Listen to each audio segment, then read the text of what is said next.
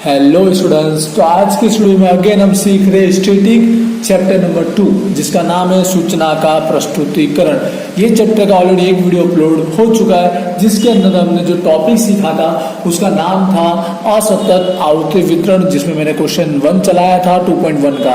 I hope आपने अच्छे से समझा होगा। नहीं देखा तो वीडियो प्लीज प्लेलिस्ट में जरूर देखिएगा, उस पर से आपको एग्जाम्पल 1 करना था। आज हम सेकंड टॉपिक सीखने वाले हैं इसी चैप्टर में, वो है सतत आवृत्ति वितरण। आज हम इसका प्रैक्टिकल सम्स भी सीखने वाले हैं। पहले बता दूं भी सतत आवृत्ति वितरण में भी 2 टाइप के हम लोग बनाते हैं आवृत्ति वितरण। वो एक होता है निवारक टाइप का, दूसरा होता है अनिवारक टाइप का।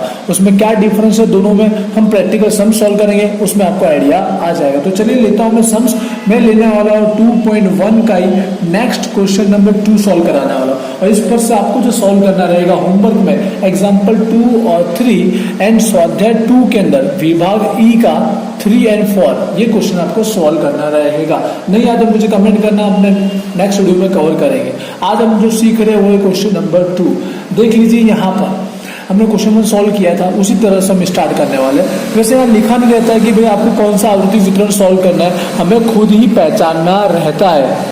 वो कैसे पता चलेगा, अभी पता चलेगा। देखिए, सबसे पहले जितनी संख्या दी गई उसमें देख लीजिए सबसे छोटी संख्या और सबसे बड़ी संख्या। तो मैं स्टार्ट कर रहा हूँ, यहाँ पर देख रहा हूँ, मैंने सारे में ऑब्जर्व किया। सबसे छोटी संख्या है 21 और सबसे बड़ी संख्या है 58। अब देख लीजिए हमें कैसे पता चलेगा कि भाई असतत बनाना है कि सतत बनाना है।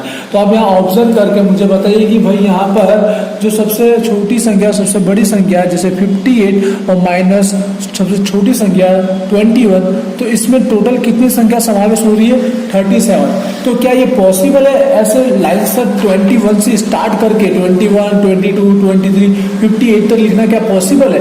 नहीं पॉसिबल है। इसके लिए हम लोग असतत नहीं बनाते, उसकी जगह क्या बनाते हैं हम लोग? सतत बनाते हैं। सतत में क्या हो जाता है? वर्ग आ जाता है। वर्ग मतलब कुछ संख्याओं का साथ में ग्रुप बनाया जाता है, भले 5 संख्याओं का अंतर हो, 10 का हो, जो भी हो, हमें समझ में बताया होगा। नहीं बताया तो हम अपनी मर्जी से रखेंगे, इसलिए उसे बोलते हैं सतत। यहाँ पे हम लोग क्या डिसाइड कर लेते हैं? वर्ग डिसाइड कर लेते हैं। और हमें हेल्प हमेशा सम्स में दी गई होती है, भाई वर्ग में कितने का डिफरेंस लेना है। तो यहाँ पर जो वर्ग लंबाई है हमें हेल्प के लिए बताया गया 5 का अंतर लेना है। कितने का वर्ग लंबाई रखेंगे? 5 का। आपको सम्स में 10 का भी दिया हो सकता है, 20 का भी दिया होगा, तो आपको खुद देखना जो दिया गया उसी के अनुसार बनाना है। अब कैसा होगा वर्ग? तो देखिए कैसे डिसाइड होगी। तो आपने देखा सबसे छोटी संख्या क्या है 21 और सबसे बड़ी कितनी है 58। तो दोनों के दोनों समावेश होनी चाहिए।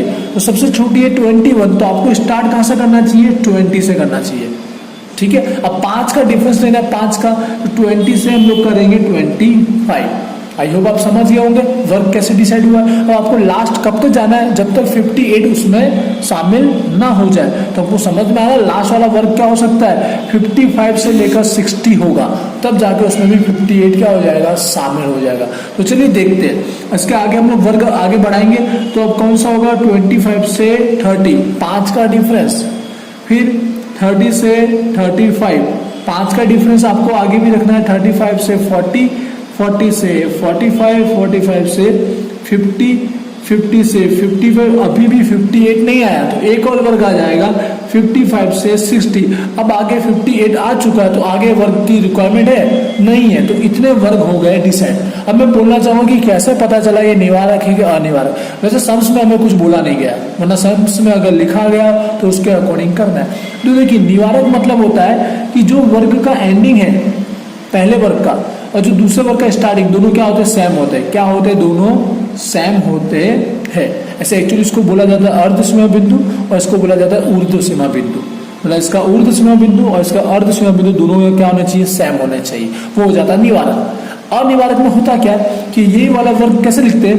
20 से 24 लिखते हैं, और नेक्स्ट वाला वर्ग होता 25 से 29 हो जाता है। समझ रहे हो? जो उसका एंडिंग है जो उसका स्टार्टिंग है उसमें डिफरेंस देखने को मिलता है आपको, सेम सेम नहीं होता, वो हो जाता है हमारा अनिवार्य। ऐसा सम्स में ऑलरेडी दिया गया हो ऐसा वर्ग तो हमको ऐसा बनाना है, वरना आपको वैसा ही वर्ग बनाना है। आंसर तो दोनों का सेम ही आएगा, मतलब जो आवृत्ति होगी वो सेम ही आने वाली है। आगे बढ़ता आई होप इतना कॉन्सेप्ट आपने समझा होगा। अब हमें जो नेक्स्ट बनाना रहता है वो होता है आवृत्ति चिन्ह होता है, और लास्ट में हमारी क्या हो जाती है? डिसाइड आवृत्तियों की संख्या FI। ठीक है। अब देखिए यहाँ पर ये भी ट्विस्ट है कि भाई अब कैसे वर्ग में संख्या रखी जाएगी। यहाँ सिंगल था तो हमें समझ में आ रहा था कि 0 जितने उतने लिख दो, 1 जितने उतने लिख दो। यहाँ पे भी हमें कुछ वैसा ही करना है, बट यहाँ पर ग्रुप है, ग्रुप में मतलब वर्ग है। यहाँ कितनी संख्याओं का समावेश किया जाएगा आवृत्ति के अंदर? 20 से लेकर 25 नहीं, 20 से लेकर ओनली 24, 20, 21, 22, 23 और 24। ये देखिए हमारी 5 संख्या होगी, 1 2 3 4 5। अगर आप ऐसा वर्ग बना दे तो भी 5 ही आता है, ऐसा वर्ग बनाए तो भी 5 आएगा, क्योंकि 25 पहले वर्ग में नहीं, नीचे वाले वर्ग में समावेश किया जाएगा। 25 से लेकर कितनी संख्या समावेश की जाएगी? नीचे 29 तक समावेश की जाएगी। 30 वाली संख्या कहाँ आएगी? नीचे वाली। आई होप आपको समझ में आ गया होगा। ठीक है, अब देखिए अब हम लोग यहाँ पर रख लेते हैं संख्या सारी। अब फिलअप कैसे करना है? अब उसके 2-3 तरीके हैं। आप एक एक संख्या को देखते जाओ और उसमें आप लोग फिलअप करते जाओ। जैसे कि 32, तो 32 कौन से वर्ग में आ रहा है? वहाँ एक लाइन कर लीजिए। 32 आपको पता चला है थर्ड वाले में आ रहा है, वहाँ एक लाइन कर दीजिए।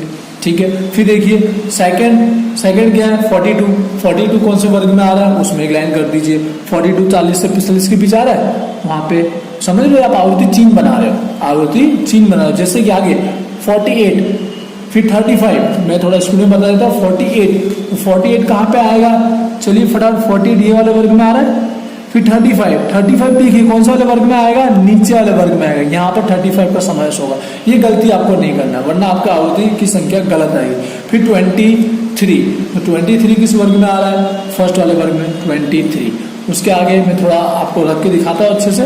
फिर 58, तो 58 कौन से वर्ग में आ रहा है? यहाँ लास्ट वाले वर्ग में आ रहा है। 55 से 60 के बीच आएगा 58। उसके बाद नेक्स्ट कौन सा है? 52 कहाँ पर आ रहा है? 52 यहाँ पर 50 से 55 के बीच आएगा 52। नेक्स्ट वैल्यू देख लीजिए 38, तो 38 कहाँ पर आएगा? 35 से 40 के बीच। तो इसके आगे एक लाइन करना है। मतलब आपको पता ही है कि जब 5वां लाइन आएगा तो आप क्रॉस में कर दोगे। मतलब इस तरह से आपको सारी लाइन रखनी है। अभी एक और दो मैं और बताता हूँ। यहाँ पर 36, तो 36 कौन से वाले में आने वाला है? 36 इसी में के बीच में आने वाला है, राइट। तो आगे एक और लाइन आ जाएगी। उसके बाद देखिए 44 की वैल्यू कौन से वर्ग में आएगी? 40 से 45 में आएगी। एक और लाइन आगे। अब आपको आई होप समझ में आ गया होगा भी हमको सारी वैल्यू कैसे रखना है, कौन से वर्ग में आएगी। ऐसा आपको एक एक का करना है, कोई भी संख्या रहनी नहीं चाहिए। जो जिस वर्ग में आती है उस वर्ग में आपको लाइन कर देना है, और जैसे ही 5वीं लाइन आएगी आपको क्रॉस करना है। अब मैं डायरेक्ट सारी की सारी वैल्यू रख के बता देता हूँ। तो यहाँ पर मैंने सारी वैल्यू यहाँ पर लिख ली कि जो जिस वर्ग में आ रहा था उस वर्ग के आगे मैंने सारा आवृत्ति चिन्ह रख लिया। आई होप आपको ये समझ में आ चुका होगा अब कि कैसे सारी संख्या रखनी है। याद रखिए कोई भी संख्या रहनी नहीं चाहिए, सारी संख्या जिस वर्ग में आ रही है वहां पे आपको आवृत्ति चिन्ह दे देना। 5वीं लाइन होगी तो आपको पता है क्रॉस में से आपको कर लेना। प्री शुरू में मैंने समझाया हुआ है। पर याद रखिएगा 35 जैसे है तो ये वाले वर्ग में नहीं, नीचे वाले में आएगा। 30 अगर आएगा तो सेकंड में नहीं है, थर्ड में आएगा। बस वो आपको समझना है, वो मैंने आपको इस तरह से समझा दिया। अब लास्ट हमें क्या करना है भाई? आवृत्तियों की संख्या जो टोटल कर लीजिए 1 2 3, यहाँ पर 3 है, यहाँ पर 5 और 3 8 है। ठीक है, 5 और 5 कितना हो गया? यहाँ पर 10 हो गया। यहाँ पर 5 5 10 और 1 11 हो गया। यहाँ पे 5 5 10 11 12 आवृत्ति हो गई। यहाँ पे 5 6 और 7 हो गया। 5 और 1 6 हो गया, और यहाँ पर 3 हो गया। इसका मतलब क्या निकलता है कि भाई 20 से 25 तक टोटल कितनी संख्या आ रही है? 25 तक मतलब 24 तक 3 संख्या आ रही है। 25 से 30 के अंदर मतलब 29 तक 8 संख्या आ रही है। ये आपको आवृत्ति दिखाता है। आप यहाँ बेस सीख रहे हो कि भाई हमारा सवाल जब बनता है वो कैसे बनता है, कैसे ये 20 से 25 की संख्या कैसे डिसाइड हुई है, उसमें 3 कैसे समझ में आ रहा है। तो आपको कॉन्सेप्ट समझ में आ रहा है, जो हमारा सम्स बनता है वो। आई होप आपको पता चला होगा। और यहाँ लास्ट में हमें क्या कर देना है? टोटल कर देना है। तो यहाँ पर 60 आ रहा है, और इसी के साथ ये हमारा सम्स हो गया पूरा। ये हमारा किस टाइप का है? निवारक आवृत्ति वितरण है। ये वर्ग निवारक वाला कहलाएगा, जबकि ऐसा रहेगा तो वो अनिवारक रहेगा। ठीक है, तो आप देख लीजिएगा, आप एग्जाम्पल सॉल्व कीजिएगा 2 और 3 तो आपको समझ में आ जाएगा। मेन चीज है भाई वर्ग कैसे बनाना है और वर्ग में किस तरह से हमको आवृत्ति चिन्ह रखना है। यही था सिंपल सा। नेक्स्ट वीडियो में मैं चलाऊंगा अनिवारक भी चलाने वाला हूं, जो आपको एक्सरसाइज के अंदर है, तो मैं चलाऊंगा जरूर। पर मैं चाहूंगा इसी बेस पर आप एग्जाम्पल 2 3 और स्वाध्याय में 2 के अंदर 3 और 4 जरूर सॉल्व कीजिएगा। प्रैक्टिस ही करना पड़ेगा, यही एक सॉल्यूशन है। इसके बाद और बहुत सारे सम्स आने वाले हैं इसके लिए। तो चलिए आज का वीडियो यहीं एंड करते हैं। आई होप आपको समझ आएगा। तो वीडियो को लाइक करो, क्वेरी है मुझे कमेंट करके बताओ, और चैनल को अभी तक सब्सक्राइब नहीं करो प्लीज सब्सक्राइब जरूर कर लीजिएगा। तो चलिए मिलते हैं नेक्स्ट वीडियो में। Thank you.